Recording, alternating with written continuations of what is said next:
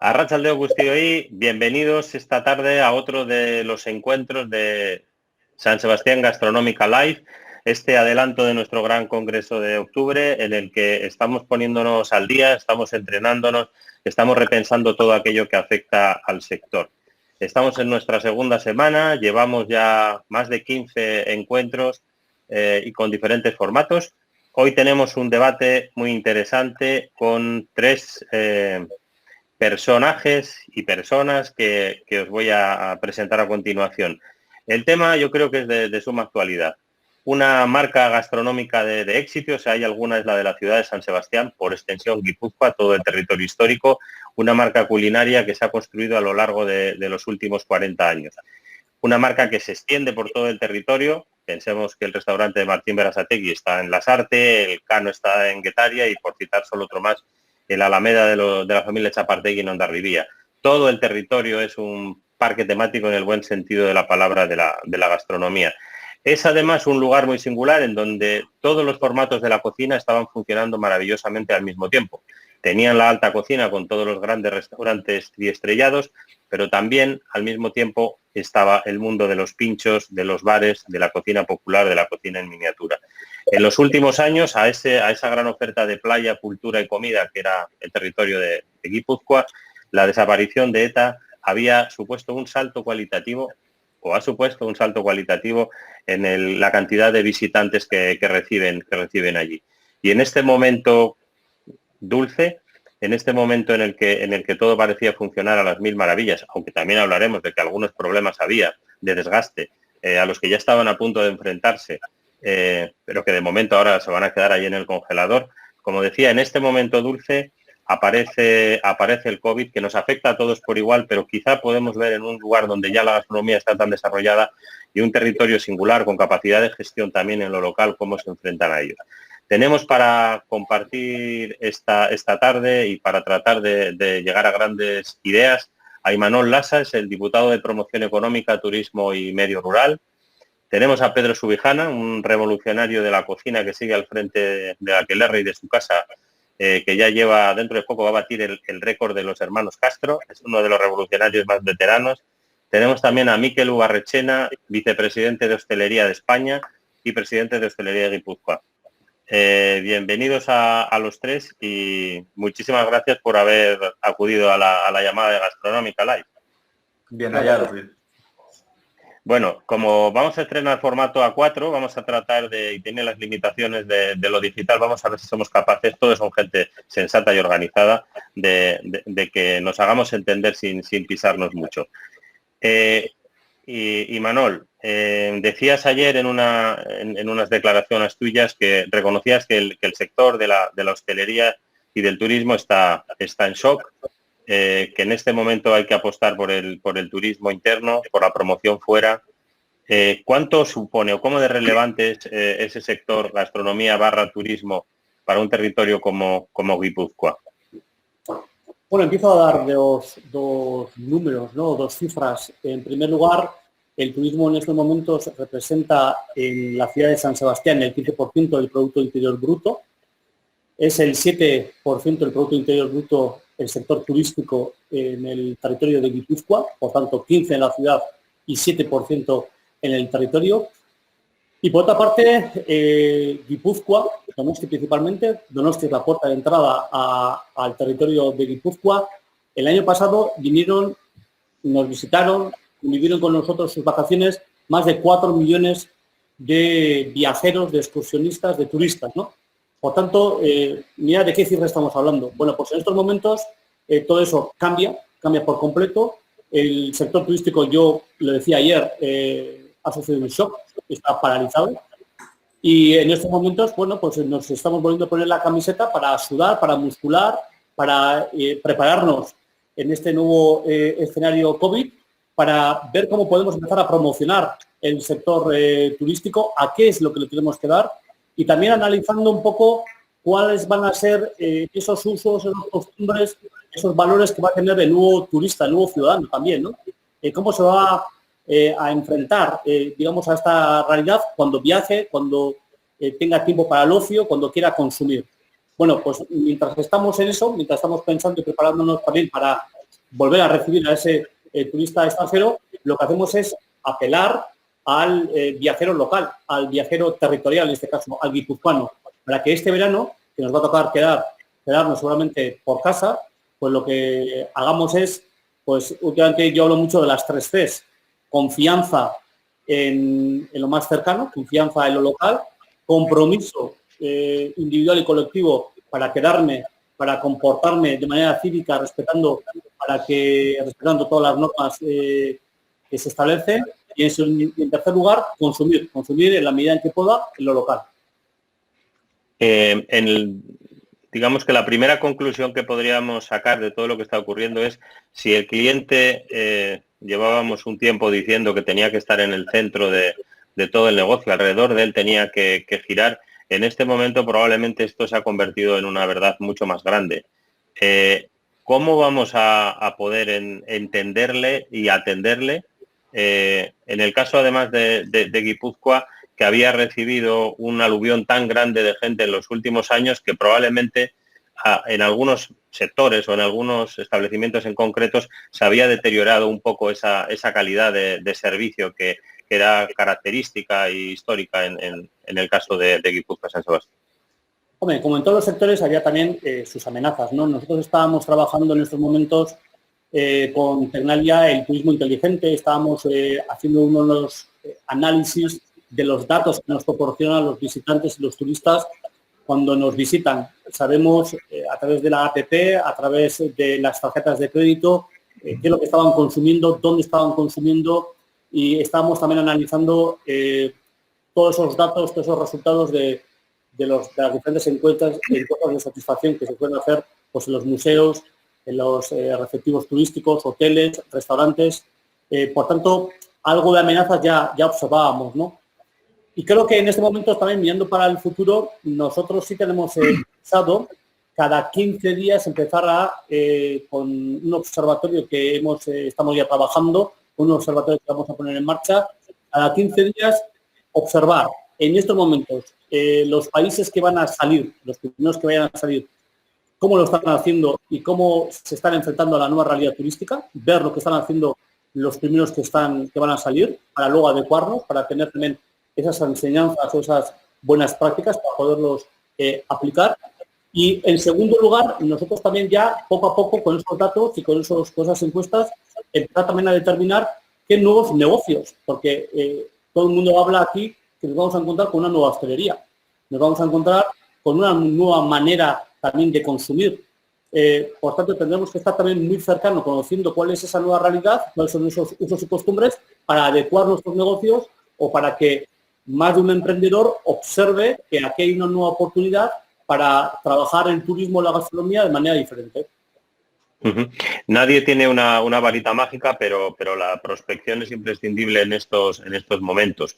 Miquel, tanto desde Hostelería de España como desde Guipúzcoa, ¿cómo estáis planteando, cómo pensáis que va a ser esa nueva hostelería? Que decimos no va a ser un punto y seguido, sino probablemente va a ser un punto y aparte. ¿Cómo crees que va a quedar el sector? ¿Qué cambios estimáis que se van a producir? ¿Alguna vez te he oído decir vamos a tener que empezar de cero? Sí, la verdad es que, como bien decía Imanol, inicialmente nos encontramos en estado de shock. Ha habido que renegociar alquileres, es un problema en el que el gobierno pues, no ha ayudado, hay un problema importante, mucha gente empieza a acumular ahí rentas que en el futuro pues, probablemente tendrá que pagar. Tenemos un problema con los ERTES, financiación, mucha gente buscando ayuda, un problema de mercaderías, no se supo qué hacer, algunos pues, las han donado, otras se han perdido, otras se han guardado. En definitiva, una mochila de deuda que hace que nos encontremos ahora en un momento en que se acerca la apertura, pero el escenario, como bien dices, es complicado. El escenario es muy complicado. Sí tenemos ya una normativa higiénico-sanitaria, sabemos en qué nos vamos a tener que basar higiénico-sanitariamente. Por un lado, el Basque Culinary Center con Eurotoques ha hecho una gran labor, Hostelería de España también, y yo creo que tenemos eso. Pero sí nos vamos a encontrar con un gran problema. El gran problema es que teníamos dos tipos de cliente, digamos, el cliente local y el turista. A corto plazo, el turista desaparece. Y el cliente local se divide posiblemente en tres tipos de cliente. Uno que con miedo no va a salir. Hay gente que tiene miedo y el miedo es legal y es libre y mucha gente no va a salir. Otro cliente que va a querer salir y no va a poder porque económicamente la que se avecina es muy complicada y no va a poder. Y otro cliente pues que va a tener que adaptarse a los aforos, a un nuevo modelo. En el mundo del pincho va a llegar las vitrinas, esas barras tan bonitas que teníamos, tan coloridas, van a tener que cambiar. Los aforos van a hacer que las barras sean de otra manera. También en cuanto a la restauración, yo creo que las comidas y cenas van a ser más ocasionales, menos rotación. Esos volúmenes de rotación no van a existir ya. Va a ser para celebrar cosas en concreto, tema más ocasional, y posiblemente sean más cortas y de menos tiempo, bebiendo trago, etc, etc. Yo creo que vamos a ir a un modelo de comida y cena más corta en el número de platos. ¿Todo esto a dónde nos lleva? Pues posiblemente que en los próximos 6 meses muchos locales pues no van a poder sobrevivir, muchos no van a aguantar la travesía del desierto y van a tener que cerrar. Y los demás pues vamos a tener que adaptarnos a la nueva oferta, ver cómo deriva el cliente y luego en el medio y largo plazo pues probablemente volveremos a escenarios que ya los conocemos y los dominamos más. Yo creo que en el corto, como bien decías, es con el conocimiento que tenemos empezar de 0 para tratar de llegar a 10. Nos vamos a una gestión más profesional, en general a más profesionalidad en un sector que aparentemente parecía sencillo, donde se ha ido recibiendo a mucha gente que no venían directamente del sector de la hostelería, a muchos empresarios y a muchos trabajadores que pertenecían a otros sectores y que de repente en un momento de esplendor se acercaron. ¿Vosotros consideráis eso, que va a hacer falta un poco más de solidez empresarial? El otro día lo decía Ferran Adrià y más hablando de los restaurantes, en donde en los últimos años los restaurantes creativos han tenido mucho peso desde el punto de vista de la cocina, pero que ahora más que nunca los problemas no son buenos formatos, buenos profesionales, pero hablan muchas dificultades económicas, ¿no? De liquidez y de ser capaz de manejarse en situaciones adversas. Miquel. Sí, como decía anteriormente, hablando entre nosotros, somos un sector muy fuerte. Y Manuel daba cifras de PIB, de macroeconomía, pero somos un sector débil, con poca musculatura financiera, con poca capacidad de endeudamiento. Y eso es lo que va a provocar pues, que en el corto plazo pues, se pase mal. También es verdad que tal vez hemos estado acomodados. Las cosas salían, hemos sido muchas ocasiones poco empresarios, hemos previsto poco el futuro y ahora nos va a tocar pues, lidiar con ello, nos va a tocar estudiar mucho más los costes, los ingresos, control de gastos, evitar todo el gasto superfluo para que la travesía durante este plazo hasta que desaparezca el coronavirus o llegue la famosa vacuna o dichosa o algo así, pues vamos a tener que ir mucho más ligeros, y eso va a hacer pues eso, que surjan nuevos modelos de negocio. Tampoco hay que volverse locos. Hay gente que está actuando de forma kamikaze, yendo a por todas, delivery, esto, aquello, cojo aquí, allá. Yo creo que hemos sido buenos haciendo lo que sabemos hacer, tampoco debemos de desviarnos excesivamente. Sí, puede ser que busquemos nuevos modelos, nuevos conceptos, nuevas ofertas, nuevas formas de atraer al cliente local, pero yo creo que no deberíamos irnos demasiado de lo que sabemos hacer. Bueno, una pregunta para el que la quiera coger. ¿Está caliente como cuando sacamos la cazuela con el pil-pil del fuego, Pedro? El que quiera. El otro día Mauro Colagreco, en uno de estos encuentros que mantuvimos, el primero, el inaugural de Gastronómica Live, hablando de muchas cosas, creo que fue bastante valiente y él dijo que nos va a tocar trabajar más, a todos. En tiempo real había quejas, se hablaba de conquistas históricas, de horarios y gente a la que no le parecía bien que se hablara en estos términos. Colagreco hizo el siguiente planteamiento. Preguntad a vuestros abuelos qué hicieron después de la Segunda Guerra Mundial. Creo que con ese pensamiento hay mucha gente que podemos estar de acuerdo. Nos va a tocar arrimar el hombro a todos, ¿no? Pues sí, claro que sí. Yo creo que, a ver, eso es lo que hemos hecho habitualmente. y lo que sabemos hacer, pero también es verdad que, bueno, que dentro de nuestro sector hay unas diferencias abismales, desde pequeños establecimientos pequeñitos, bares con 4 mesitas o con 2, y sitios de distintos niveles. Pero lo que normalmente el comensal quiere es que, bueno, que lo que nosotros debíamos de pensar siempre es cómo me gustaría que me traten a mí.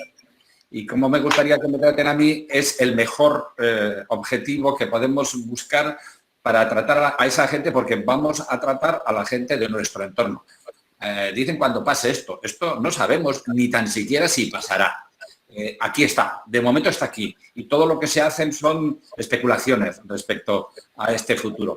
Lo que está claro es que va a haber que trabajar a menos ritmo, con menos cantidad de clientes, con todas las dificultades. Yo creo que lo que hay que dar como mucha garantía a la gente es la seguridad, que tengan la garantía de que allá donde se van a dirigir para pasar su rato de ocio. Nosotros somos todos establecimientos que nos dedicamos a hacer ratos felices a la gente. Es algo que la gente viene a pasarlo bien. Si lo convertimos en una clínica o en un hospital por todos sus montajes decorativos por causa del coronavirus, no van a sentirse a gusto. Tenemos que buscar hacer todas las normas y cumplir con esas normas, y siempre intentar ir un paso por delante, primero. Y segundo, tratar a la gente con, no sé si la palabra es flexibilidad, mimo, cariño, pero en realidad es profesionalidad.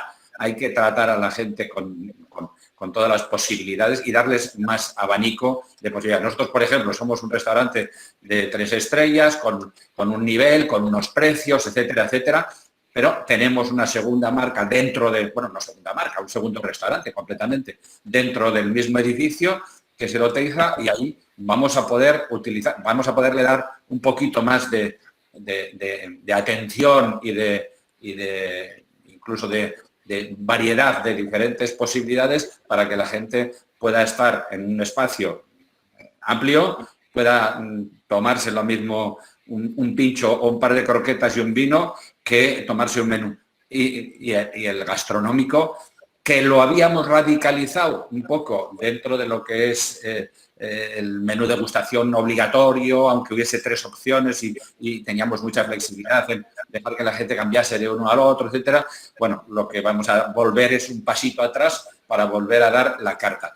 Que hay que cambiar, que hay que imaginar, que, como decía Miquel, pues que hay gente que está intentando darle a todos los palos. Sí, bueno, nosotros ya sabemos que hay determinados palos que no vamos a tocar, ¿no? Porque no son lo nuestro, porque no sabemos hacerlo y porque, de todas formas, tenemos un equipo muy motivado, muy grande, y que tenemos que aprovechar al máximo, y están dispuestos absolutamente. Y lo que decía Mauro, gran amigo y magnífico personaje, gran chef, la verdad es que si miras para atrás, yo que ya tengo una cierta edad, yo me acuerdo de haberle oído a mi padre hablar de crisis, a mi abuelo hablar de crisis, y las ha habido, y algunas las he vivido en propias carnes, pero esta es otra historia. Esto es una historia que nadie conoce y todos sabemos cómo ha empezado, pero no tenemos ni idea de cómo puede terminar o si va a terminar. Hoy salía una noticia de ese estilo que decía que esto se va a quedar aquí, como se quedó el VIH, ¿no? Entonces, sobre todo, por encima de todo, tenemos que atraer, cuidar y mimar a nuestros clientes, que al final no deja de ser nada. O sea, es algo absolutamente, yo lo aprendí cuando empecé mis estudios en la escuela de hostelería. Yo, si me permites, Benja, he perdido el sonido. ¿Sí? Vale. No, si me permites, yo creo que es importante, contestando a la pregunta, ver y trasladar a los trabajadores que el escenario es otro, que muchos negocios no van a poder atravesar el desierto, que vamos a tener más paro y menos empresas. Y yo creo que es el momento imprescindible de que se den cuenta de que hay que implicarse, y un compromiso más que nunca con la empresa o con la marca que representas. Efectivamente, estamos en un estado de cada vez más derechos, más bienestar, más calidad de vida, pero si queremos salvar empresas, vamos a tener que implicarnos mucho más todos, empresarios y trabajadores.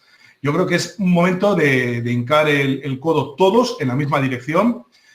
Va a haber mucha más oferta de trabajo, va a haber menos demanda de trabajo y eso va a hacer que el sector se profesionalice. Como bien dice Pedro, vamos a tener que ser mucho más atentos, mucho más profesionales y es una de las cosas que nos quedará en el haber nuestro. Pero sí es cierto que a corto plazo va a haber que no va a valer ese trabajador siempre despistado que lo tenías en la plantilla porque sí, ese no va a tener sitio en las nuevas plantillas. Yo creo que va a tener gente muy implicada y comprometida con la empresa que defiende. Y Manol, te toca de postre en este tema. Sí, yo, bueno, igual a mí me toca, o no sé, es porque tengo todos los números todavía en la cabeza, ¿no? Pero en Guipúzcoa, desde la última crisis hasta aquí, no hemos recuperado el número de empresas. Todavía tenemos 146 empresas menos desde la última crisis. Por tanto, esta es la realidad. Y ahora nos toca, efectivamente, volver a sudar la camiseta, a meter más horas. No hay otra, hay que meter más horas. Habrá que trabajar solamente de manera diferente, con nuevas soluciones, en red, colaborando. Eso en Guipúzcoa hasta la fecha sabemos bien de todo eso, pero ahora más que nunca hay que apostar por la colaboración público-privada. A mí no me gusta escuchar, pero creo que Miquel a veces también tiene razón, cuando dice que desde los gobiernos igual no han tenido todas las ayudas, ¿no? Y quizá también sea cierto, y quizá también nosotros desde las administraciones, que también la recaudación nos ha bajado de manera muy importante, deberemos de hacer más esfuerzos por algunos sectores, pero es que no queda otra más que trabajar, amoldarse, colaborar. Hablaba Pedro de la seguridad, ¿no? Y es verdad que nuestros turistas, nuestros viajeros, quien nos vaya a visitar, a pasar su tiempo de ocio con nosotros, va a pedir en primer lugar la seguridad, pero también va a pedir y a exigir, como antes, una experiencia. Quiere volver a vivir experiencias, hace apuestas y por tanto va a querer también venir aquí, porque aquí hay y tenemos que seguir manteniendo unos estándares de calidad, de excelencia en muchos de los servicios de nuestra gastronomía, comercio, del sector turístico. Y eso no puede bajar. Y para que eso no baje, mucho trabajo, muchas ideas, creatividad, ahora más que nunca. Hay que seguir apostando porque Donostia, Guipúzcoa, en su sector turístico, le da un valor añadido. Y para eso nos tenemos que amoldar a este nuevo tiempo. Hablábamos del cliente que está en el centro de todo esto. Decía yo que hay un momento en que creo que se ha cortado mi voz. No sé si se ha oído o no, pero bueno, lo voy a repetir y os lo traslado.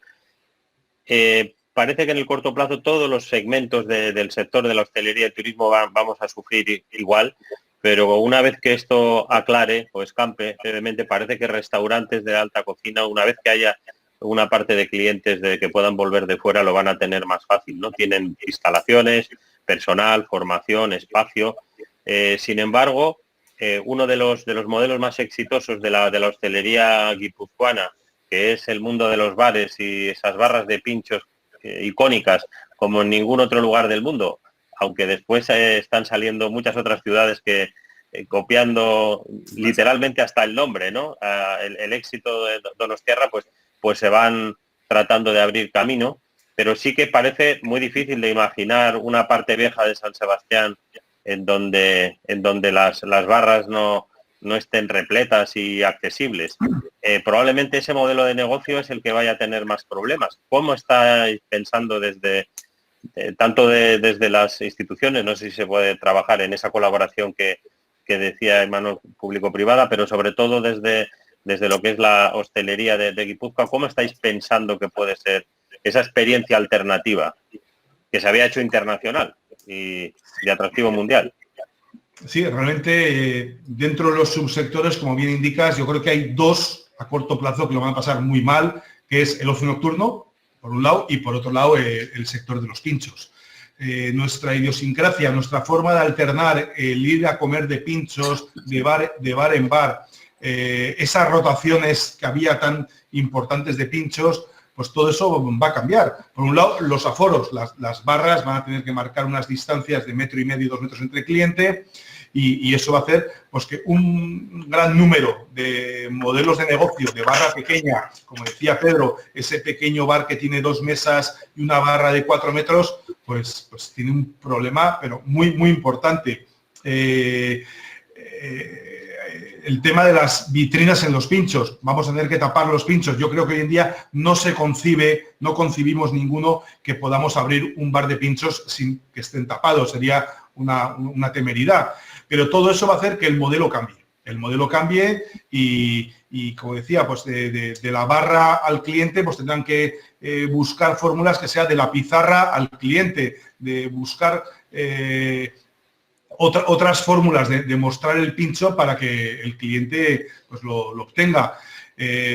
También es verdad que en la encuesta que tenemos entre los bares de pinchos nos dicen que casi el 50% de los pinchos ya salían de cocina. Hay un gran número de locales que el pincho salía de cocina y bueno, ese va a afectarle menos en cuanto al modelo productivo, pero mucho en cuanto al modelo de aforo en las barras. Barras con los aforos que vamos a tener van a ser que sean modelos de negocio prácticamente no se pueden sostener, no van a ser sostenibles y es un sector pues que se tiene que reinventar de alguna manera, pero muy, muy, muy complicado. Yo creo que en los últimos tiempos, en los últimos años, largos años, en otros lugares, como estabais diciendo antes, se han copiado de maneras mejores y peores el tema de los pinchos al estilo donostiarra. Incluso hay una ciudad en Japón donde con la colaboración de algunos de nuestros propietarios de bares y cocineros de aquí han ayudado a hacer una calle de bares de pinchos donostiarras en Japón. Bueno, yo creo que igual aquí podemos hacer la inversa, ¿no?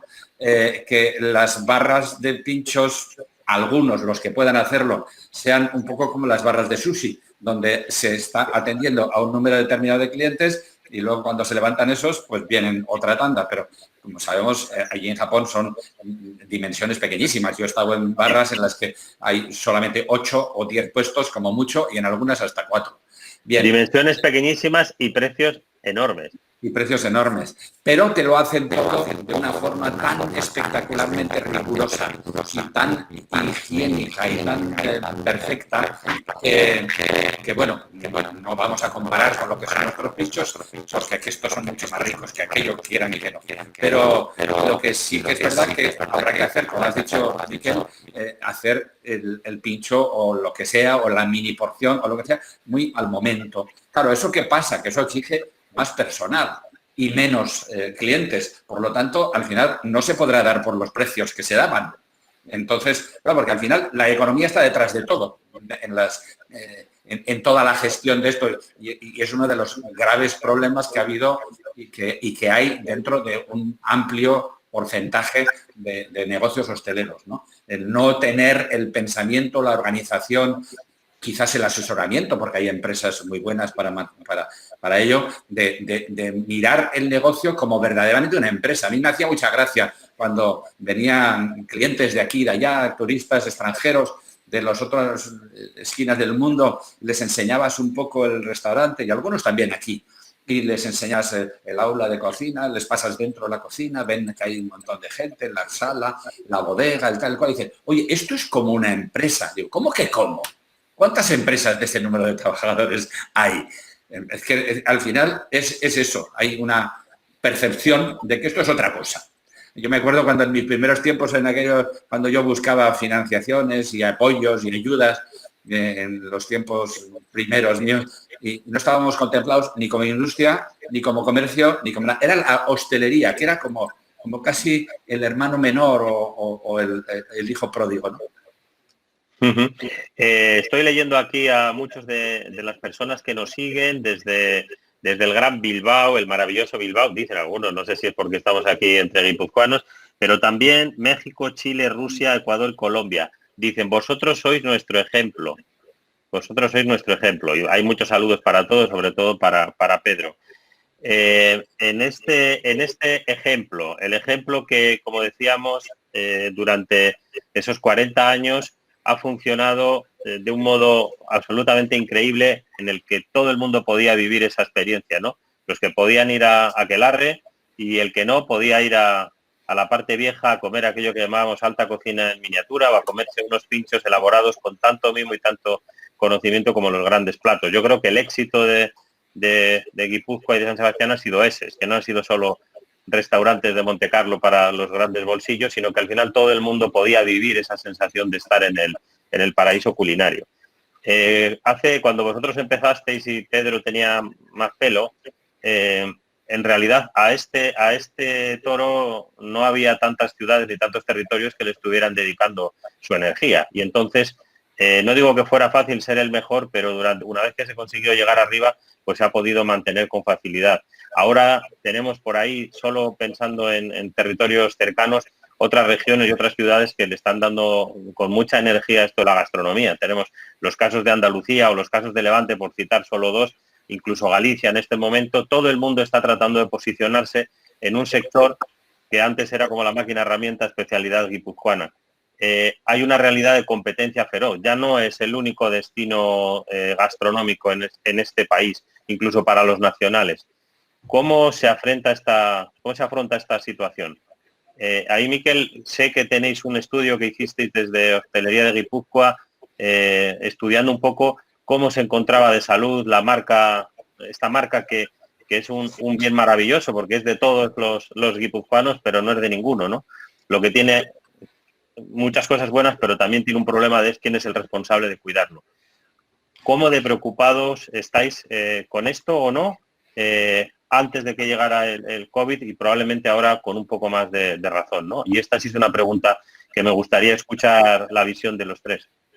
Sí, vamos a ver. Este es un problema que viene de atrás. Es un estudio que hicimos en la Asociación de Hostelería, viendo, pues eso, cómo Guipúzcoa seguimos o tenemos una marca top gastronómica, liderada por unos portaaviones como pueden ser Pedro Subijana, Juan Mari, Hilario, Martín, Andoni, etc.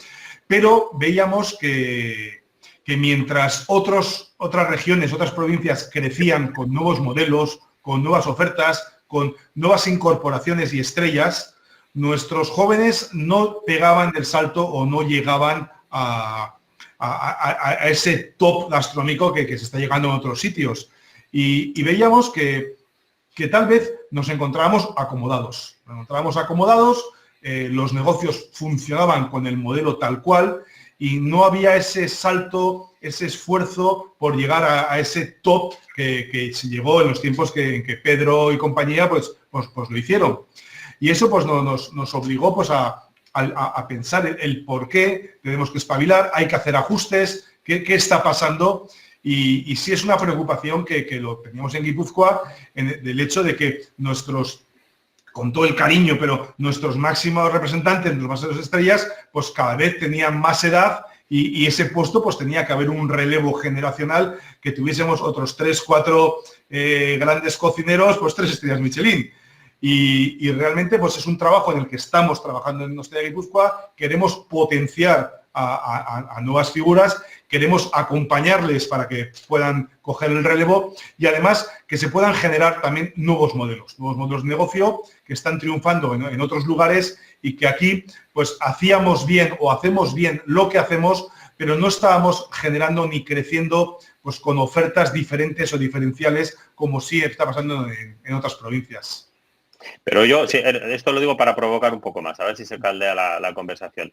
El otro día me decía Martín Berasategui que en su cocina, en el Ferrari que dice él, con no sé cuánta gente allí trabajando, contando personal profesional, más los que vienen y van, son muchos, me decía, solo hay 5 vascos.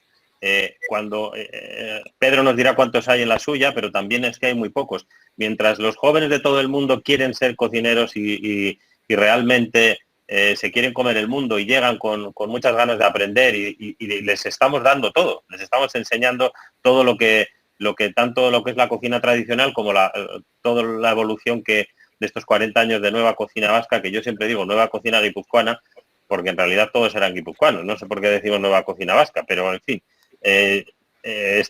algunos me miran mal cuando lo digo, pero yo digo es que estos sí son datos. Entonces, ¿qué está ocurriendo para que esas vocaciones no sean tan importantes? ¿Por qué después no hay tanta gente tirándose a abrir sus locales? Los precios en Guipúzcoa de los locales son muy caros, están desincentivados, el peso de el peso de la púrpura, ver a alguien tan grande a tu lado te hace pensar que no lo voy a conseguir y decides no hacerlo, porque es que yo veo regiones creciendo exponencialmente como, no sé, Cantabria, que hace 20 años no estaba en esto, pasó en Asturias, está pasando prácticamente en cualquier lugar, en Castilla-La Mancha hay gente con un montón de energía, de ganas, echándose adelante, y si vemos cómo ha ido evolucionando, si las estrellas Michelin son un buen termómetro cuando nos va muy bien, que todavía nos va muy bien, si miramos en las nuevas, cuántas ha recibido Guipúzcoa, el territorio más estrellado per cápita creo que de Europa o del mundo, cuántas ha recibido en los últimos 2 años, ahí vemos que algo no va. Si esto hubiera ocurrido en la economía,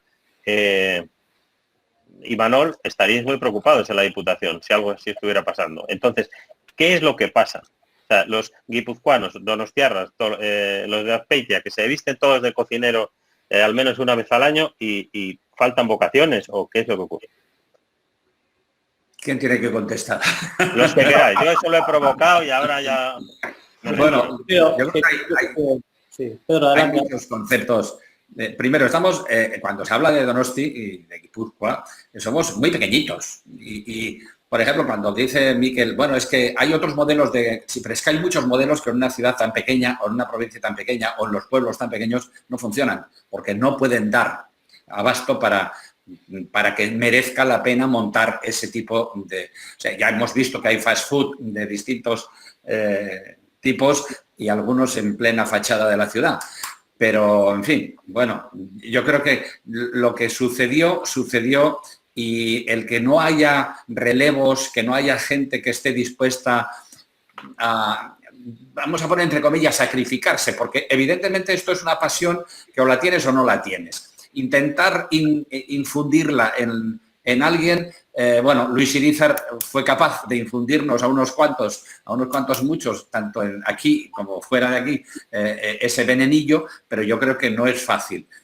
Y mucho menos fácil es perdurar, porque hay mucha gente que empieza con mucho ímpetu, con muchas ganas, con mucha ilusión, y a los 4 años o a los 3 o a los 2 dice, oye, tú, esto no me compensa, esto no me merece, tengo que dedicarle... Esto es una especie de profesión monacal casi, ¿no? Algunas veces me lo han dicho así en mi casa, diciéndome el tipo de dedicación. Pero sí que es verdad, yo ya... La primera vez que yo coticé a la Seguridad Social fue hace 53 años y Aquelarre cumple este año 50 años. Entonces, aguantar y resistir es porque tienes esa pasión, tienes esa ilusión y luego también porque vas acumulando conocimiento, y a mí esas teorías de que hay que cambiar de profesión y que hay que estar dispuesto a tal, bueno, pues a mí no me han convencido nunca, no son, porque pienso que una vez que sabes mucho de una cosa, ¿para qué vas a empezar de cero en otra? Porque no vas a dar el mismo rendimiento, ¿no? Pero sí es verdad, en mi cocina también hay poca gente de aquí, pues igual hay 5, me parece, en este momento, en la cocina, en las salas y también hay algunos más también, pero hay mucha afluencia de gente de fuera que viene a trabajar con nosotros para meterlo en su currículum, ¿no? Pero la continuidad, el hecho de que vengan otras generaciones, hay generaciones muy buenas, hay gente muy buena, que algunos han trabajado con nosotros, otros no.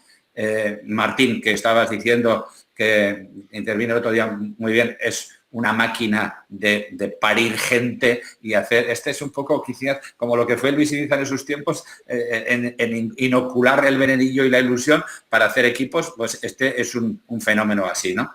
Pero yendo al otro lado, al lado de otro tipo de otras variantes de hostelería que puedan surgir, creo que de momento está muy complicado y va a estar muy complicado. Lo que tendríamos que intentar es que resistan los más posibles de los que hay y se aprieten los machos para dar el do de pecho y para dedicarse al 100% con todas las ganas y con toda la ilusión. Y si no, bueno, pues que se deje llevar. Bueno, bien cierto es que Guipúzcoa, Euskadi, en estos momentos es una de las sociedades más envejecidas que hay en el mundo, al par casi que Japón, ¿no? Que hablábamos además de ellos. Y bien es cierto también que ese carácter emprendedor, que también ha sido unas características de la sociedad vasca, pues que ha ido a menos, vamos a decirlo todo. Hay un cierto agotamiento, observamos también que hay en muchas empresas familiares que las siguientes generaciones no quieren asumir el negocio y la responsabilidad de llevar un negocio de este tipo, véase un restaurante o un bar siquiera, ¿no? Hay un cierto agotamiento, no hay ese valor del esfuerzo del emprendimiento que comentaba anteriormente, ha ido a la baja. Es también unas características de sociedades como la nuestra, donde hasta la fecha también pues es opulenta, no hemos tenido grandes problemas, pero creo que otra vez el COVID y este tipo de crisis nos vuelven a amenazar y nos vuelven a azotar para que volvamos a coger el músculo y ese carácter y esos valores, volver un poco a nuestros orígenes para emprender. Es verdad que nosotros tenemos aquí una de las mejores universidades, el Basque Culinary Center está ahí, que creo que está haciendo un gran trabajo en recoger todo ese know-how. Creo que quizá también deberíamos desde el Basque Culinary Center, desde el entorno también público-privado, bueno, ¿qué podemos empezar a idear para que tras esa motivación para ser cocinero, detrás haya también una planificación de unidad de negocio? Creo que también es importante que podamos acompañar, que podamos ayudar para que haya más cocineros de aquí, para que todo ese conocimiento también se quede aquí, lo podamos compartir, pero para que haya también negocios. Necesitamos también negocios alrededor de la gastronomía. Porque si algo somos y somos reconocidos es porque tenemos una excelente gastronomía, con una calidad de las materias primas también muy excelente, muy ligado al kilómetro cero, que también ahora está muy en boga, y a eso lo tenemos que agarrar, Y ahí es donde antes hablaba también de que hemos sufrido algunas de las amenazas, ¿vale? Algunas de las amenazas que veíamos en nuestro entorno y que además estoy convencido de que esas amenazas, algunas van a caer ahora, ¿no? Porque han salido también sin pozos, sin base, y creo que esas realidades van a desaparecer. Por tanto, también veamos también esta crisis que vamos a pasar como una reconversión en algún caso, porque se hablaba hasta hace poco de que estábamos en recesión, luego estamos ya hablando de una crisis y creo que en algún caso va a haber una reconversión.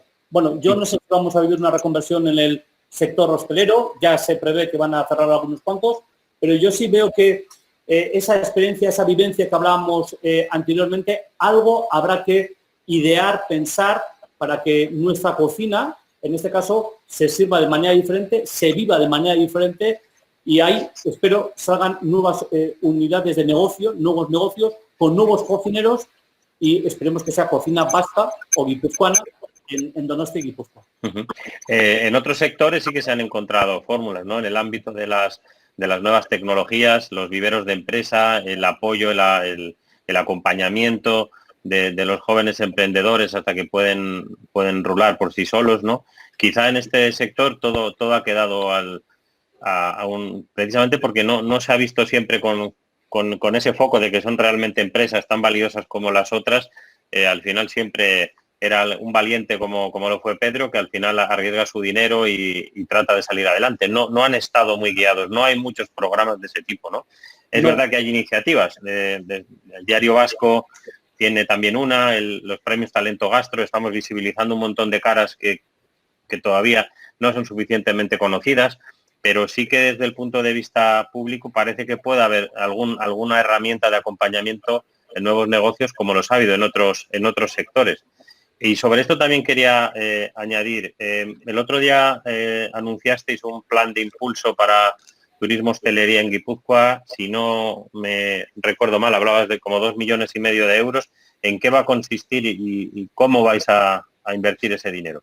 Que no sé si es mucho o es poco, pero... Bueno, pues desde el punto de vista de la Diputación es poco dinero porque tampoco tenemos competencias en lo que es el sector turístico como tal, ¿no? Tenemos más recursos o más competencias en lo que es industria o primer sector. Pero fundamentalmente el plan anticrisis, que está también por ahí colgado en la red y si alguno quiere pues yo le pasaré, pero el resumen de los ejes y programas buscan fundamentalmente, en primer lugar, proteger al sector turístico. El sector turístico en Guipúzcoa todavía es un sector no muy maduro. Digamos, el boom del sector turístico lo hemos vivido en los últimos años. Por tanto, eso que se ha construido, todos esos receptivos turísticos que tenemos entre nosotros, por ejemplo, pues empresas de guías turísticas, ¿no? Que se han ido profesionalizándose los últimos años. Bueno, pues todo eso que hemos ido aprendiendo no lo podemos dejar ahora caer. Por tanto, queremos proteger todos esos negocios que se han ido creando, aunque no tengan ahora mismo actividad, pero cómo los podemos mantener. Por tanto, en primer lugar, proteger, medidas, programas, ayudas para proteger. En segundo, prepararnos para esos entornos seguros. Estamos trabajando pues, con la asociación, con el Basque Culinary Center, en esos protocolos, y vamos a sacar también dentro de poco una ayuda y una financiación para que todas esas inversiones que están haciendo todos esos negocios, para que cuando abran sus negocios tengan esos entornos seguros, que están haciendo muchas inversiones, están haciendo también apuestas por la tecnología, cosa muy importante, en tablet, bueno, pues para los menús, etcétera. Bueno, pues para sufragar todo eso, o una parte por lo menos, estamos trabajando con ellos. Por tanto, el segundo eje, preparar. Y la tercera es promocionar.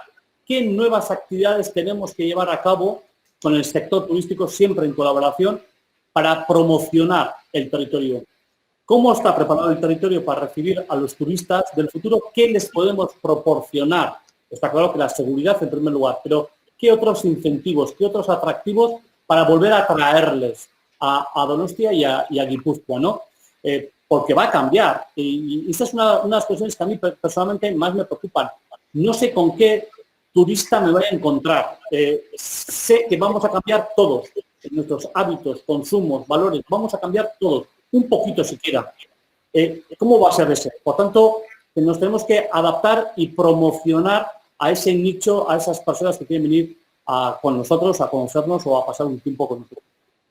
Bueno, vamos a cambiar un poco de tercio, ya vamos 46 minutos de conversación, estamos ya enfilando la última recta. Me gustaría hablar de territorio, me gustaría hablar de producto, de productores, de identidad, pero hay por ahí varias preguntas que antes de que nos enfrasquemos en este nuevo tema me gustaría haceros. Pedro, hay varias preguntas de distintos lugares de la geografía que vienen a contar básicamente lo mismo. Tengo un restaurante pequeño, familiar, he recortado las mesas. ¿Qué hacemos? Ponemos una carta pequeña, damos producto del día, evitamos las cartas. Hay también muchos pequeños empresarios. Esta pregunta también para mí que dice, entendemos el restaurante como forma de vida, restaurantes familiares, no solo como un gran negocio. Si esto es así, podemos tener salidas. Esta pregunta es para vosotros dos y después vamos a hablar de producto. A esos pequeños empresarios que tienen su pequeño restaurante con pocas dimensiones y con poco personal, quizás van a ser los que van a poder resistir mejor, porque en dimensiones pequeñas es mucho más controlable. Nosotros fuimos rompehielos, porque no se va a pensar la gente que cuando nosotros empezamos con todas estas historias no nos pusieron a parir, no nos sacaban cantares y no nos decían que íbamos a durar 4 días. Pero hemos sido los rompehielos. Luego detrás ha venido mucha gente con iniciativa. También en las crisis anteriores se le ha incitado a todo el mundo a convertirse en empresario, en hacerse autónomo, y ahora los autónomos, los pobres, están todos machacados, ¿no? Yo también soy autónomo. Pero yo creo que ahora se ha congelado el mar otra vez. O sea que los que vienen ahora tienen que ser los nuevos rompehielos. Y quien tiene ese negocio pequeñito y le gusta, está metido en familia, está él, su mujer, su prima y su tía, yo creo que lo tienen bastante más posible. Y yo les animaría a seguir, pero a seguir con un planteamiento, con alguien por detrás, con una asesoría, con alguien que entienda de números y de empresas para planificar, porque resulta que, bueno, y decía, ¿y tenemos carta? ¿No ponemos carta? Bueno, hay aplicaciones en este momento que podéis hacer con el código QR o con una app concreta. En Eurotoques estamos haciendo también una app para ello, que la gente pueda ver tu carta y pueda verlo en su móvil. Y de hecho, que cuando nosotros en la web también se puede ver, y cuando venga no tengas que entregarle ni tenga que tocar algo que ha tocado otro antes o lo que sea, y si no, hacer desechables. Durante años y años y años, yo hacía mi carta en el restaurante a mano, yo personalmente, y se les entregaba a la gente eso, y luego lo sacábamos unas fotocopias. Pues bueno, pues buscar esas fórmulas en las que podáis funcionar, dando sobre todo, yo creo que lo que más va a atraer a la gente, a todo el mundo, es la seguridad de que en este sitio no tengo riesgos. Me van a tratar muy bien, me van a mimar y además no me voy a contagiar. Eso es muy difícil de comunicar, pero hay acciones que pueden ponerte en esa disyuntiva de que, hombre, si vienes aquí, ten por seguro que lo vas a hacer. Lo de los sellos y lo de los tal y lo cual, pues está muy bien, pero al final será como otras muchas cosas, ¿no? Dice, bueno, estos sellos ya se regalan, ¿no? Miquel, ¿qué les puedes decir? Sí, totalmente de acuerdo. Yo creo que esa pequeña familia que haga de la hostelería su forma de vida, pues va a ir mucho más ligero en el camino y realmente pues va a aguantar mucho mejor.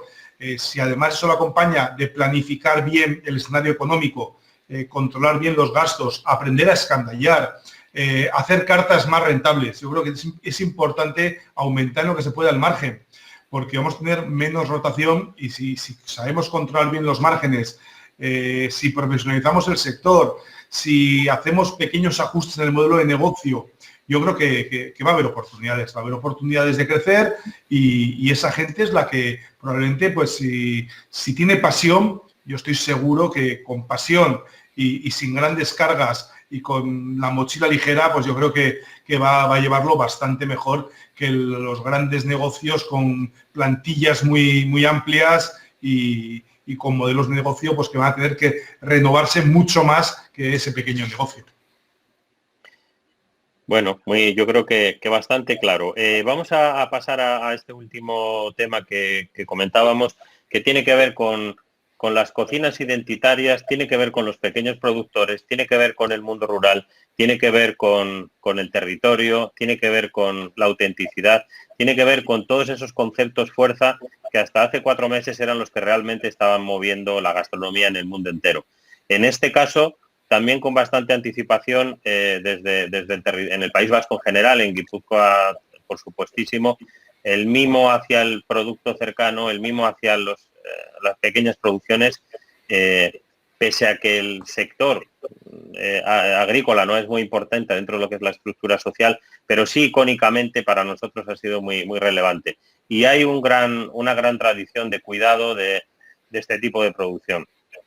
En este momento ellos también los pequeños productores se encuentran en una situación en que ese producto de máxima calidad no lo están comprando los restaurantes, con lo cual mucho de ese producto, o la mayoría, es muy perecedero y esa temporada se va a perder. No sé de cara al futuro cómo se va a poder, si esos restaurantes van a poder volver a consumir ese producto que al final no solo está vendiendo productos, sino está vendiendo territorio. Es la mejor campaña de marketing que se puede pagar un territorio, ¿no? ¿Esto cómo se va a resolver? Y tengo una pregunta también para el diputado un poco más complicada. Hay una situación un poco compleja entre los restaurantes que trabajan directamente con pequeños productores, a veces jubilados, a veces que tienen otros empleos, pero con pequeños caseríos o con plantaciones muy pequeñas, para los cuales las exigencias, tanto desde el punto de vista fiscales como sanitarias, son idénticas a las que puede tener una multinacional del sector. Y se están dando circunstancias bastante desincentivadoras. Parecería posible que desde un territorio que tiene una capacidad de legislación en lo pequeño, porque la Diputación en sí misma está solo en el territorio de Guipúzcoa, podría arbitrarse algún tipo de solución para que se pueda fomentar más ese tipo de relaciones, para que se sigan produciendo esos productos singulares y para que no tengan que vivir en el filo los cocineros y me da igual, los arranchales o los pescadores que traen determinado producto de máxima calidad a un restaurante, o los pequeños baserritarras o agricultores que aparecen con 2 kilos de guisantes en un restaurante. Hombre, eso lo tendríamos que exactamente medirlo con bastante tino y analizarlo bien, ¿eh? Es verdad que nosotros estábamos ahora mismo también en pleno análisis de una nueva fiscalidad verde le estábamos llamando, porque el relevo generacional también en el primer sector, pues que ya venía sufriendo una crisis importante, el primer sector donde no hay relevo generacional en líneas generales, y algunas de las explotaciones pues está también sufriendo de manera muy importante, pues digamos, el precio y el abuso, en algún caso, de las negociaciones de superficies. Pero sí es verdad que nosotros también, en la medida en que hemos podido con los padres anticrisis, lo que hemos dicho es vayamos a cuidar eso poco que tenemos, eso poco bueno que tenemos. Y en estos momentos estamos protegiendo pues a sectores tan importantes como puede ser el ovino, o la temporada de la sidra, se nos ha olvidado, pero no estábamos en plena temporada de la sidra. Imaginar dónde está toda esa sidra sin consumir, ¿no? Por ejemplo. Entonces, todo esto al final trae consigo una crisis pues monumental. Bueno, nosotros hemos hecho también un plan anticrisis, aquí exactamente lo mismo, primeramente sujetar el sector para que no se nos caiga. Un sector que además lo que hacía era equilibrar el territorio. Guipúzcoa lo componen 89 municipios, más de la mitad pequeños municipios muy ligados al primer sector, en donde también tienen servicios y hay que garantizar unos servicios mínimos, pero bien es cierto que en Guipúzcoa también estamos sufriendo una despoblación, unos flujos del interior hacia la costa por parte de la ciudadanía, y eso está haciendo también que el primer sector y los pueblos más pequeños pues sufran una caída y una crisis importante. Bueno, desde Diputaciones lo que estamos es intentando dar un volantazo y mantener toda esa actividad. Y ligado a esto, compartiendo también con ellos, pues generar una industria alimentaria en la medida en que se pueda también, o crear unidades de negocio en algunas de las explotaciones. Bueno, en ello estamos, pero con muchísimas dificultades, lo tengo que reconocer.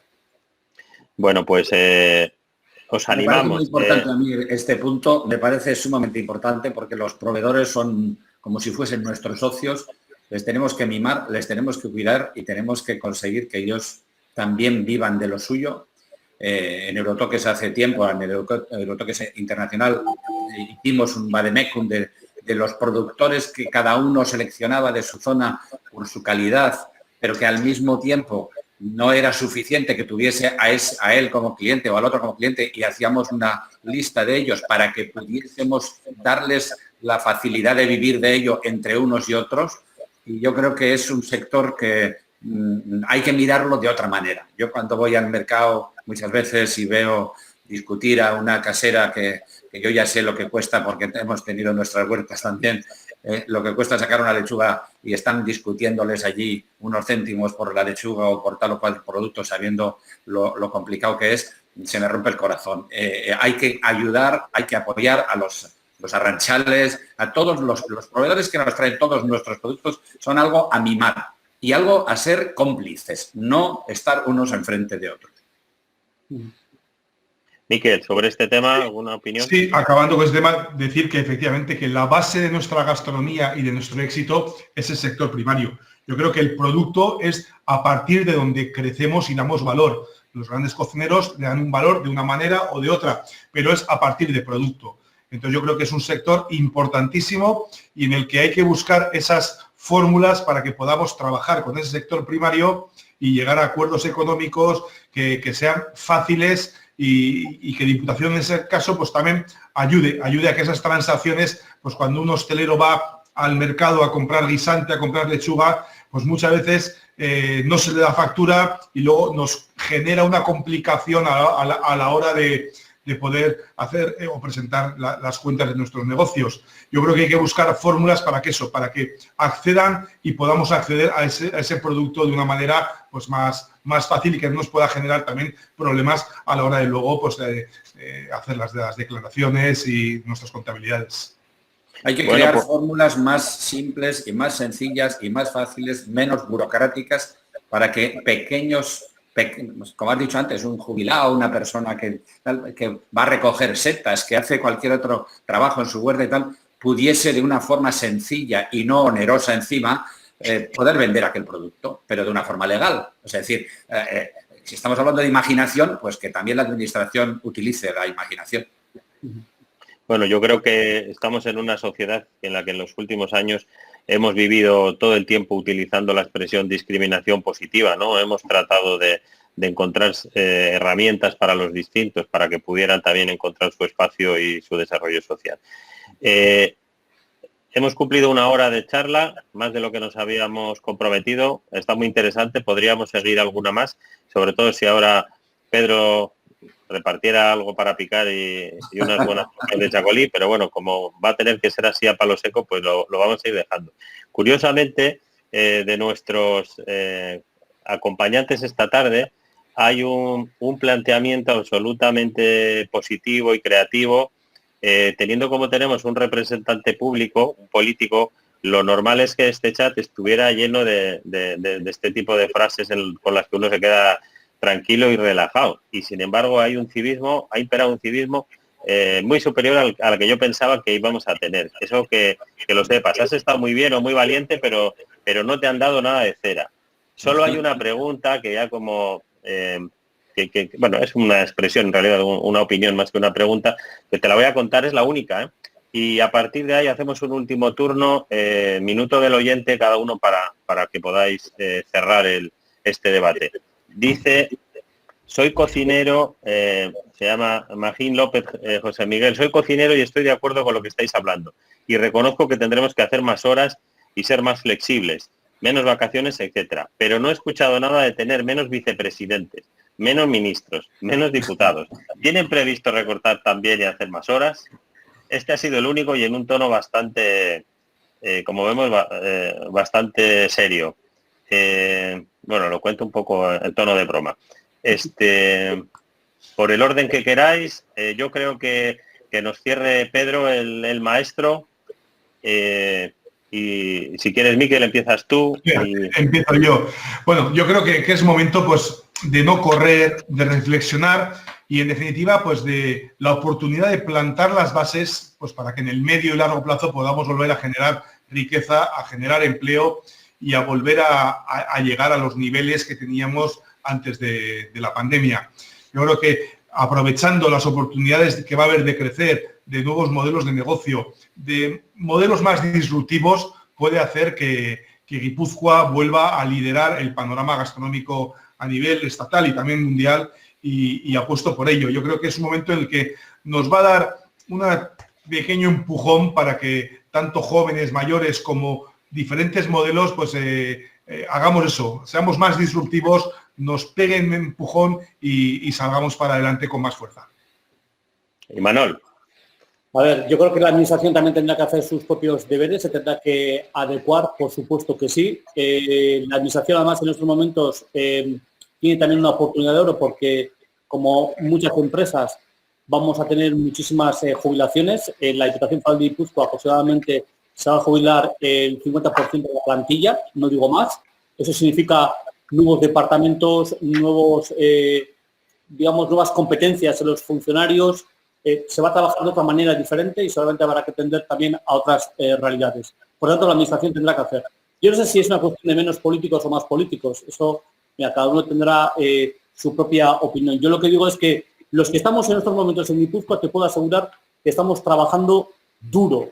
Y además no lo estamos trabajando solos. O sea, y bien lo sabe Miquel, bien lo sabe también Pedro, ¿no? Estamos trabajando, y no hay más que vernos también en la calle, porque al final vivimos todos, esto es muy pequeñito, estamos todos los días con empresarios, con emprendedores, con sindicatos, con hosteleros, con comerciantes, intentando sacar al país adelante. Creo que tenemos además un país sólido, fuerte, que ha salido de peores y casi siempre de las recetas de épocas pasadas aprendes algo. Y si algo hemos aprendido en Guipúzcoa es que juntos, si vamos juntos, si colaboramos y trabajamos en red, si hay confianza, si nos comprometemos, vamos a salir lo antes posible. Entonces, de esta película al final es ser o intentar ser los últimos en entrar en crisis y ser los primeros en salir. Y en ello estamos, ¿no? Y yo creo que esta es la receta, que somos fuertes si trabajamos juntos. Maestro, postre y final. Bueno, es verdad, yo estoy mucho en contacto con las instituciones cercanas. A mí me gusta que la gente sepa lo que hay en su derredor y que no me vengan con normas y con historias desde lejos que no están en el día a día. Va a haber que trabajar mucho, se ha dicho y se ha repetido, y va a haber que trabajar mucho con ilusión y con pasión, pero sin saber muy claro hasta cuándo, ni cómo, ni de qué manera. Pero que me expliquen a mí con las burocracias y con las historias que últimamente nos han atenazado, a ver cómo se va a meter muchas horas. Bueno, pues esto ha sido todo. Terminamos aquí con la generosidad de nuevo de estos tres guipuzcoanos que han vuelto a contar lo que están pensando, lo que van a hacer y cómo salir. Lo mismo que desde hace 40 años han venido contando y explicando la fórmula. 3 guipuzcoanos y medio, porque yo estoy ahí en la muga. Así que nos despedimos ya. hoy ya, mañana tenemos a Nando Yubain, Viviana Varese por la tarde. Como siempre, este vídeo y todos los demás disponibles en unas horas en la web de Gastronómica. Bienvenidos todos a este aperitivo digital de San Sebastián Gastronómica. Nos vemos mañana, estáis todos invitados y gracias a los tres por vuestra sinceridad y por haber apostado por torear de verdad. Y felicidades a vosotros por esta iniciativa que para que estemos entretenidos en casa nos viene como Dios. Muy bien. Perdona, Vale, agur, ¿dónde está?